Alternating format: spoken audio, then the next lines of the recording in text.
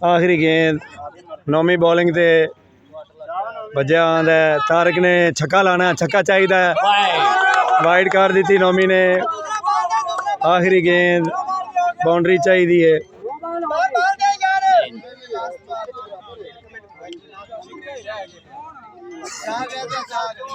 आखिरी गेंद 4 स्कोर चाहिए।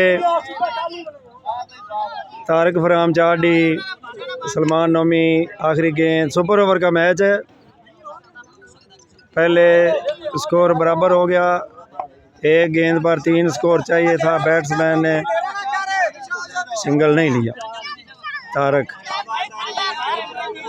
सलमान नौमी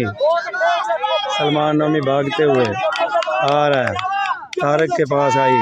तारक ने 2 स्कोर के लिए खेला और 1 स्कोर से मैच जीत गई सलमान नौमी की टीम। 9 स्कोर चाहिए था आखिरी ओवर में, बल्कि सुपर ओवर में, और 1 स्कोर से मैच जीत गए सलमान नौमी की टीम। कप्तान कौन था? हाँ, असदुल्ला की टीम आज ईद के मौके पर होने वाला फाइनल 1 स्कोर से सुपर ओवर में जीत गई है। बड़ा मज़ेदार मैच हुआ आज।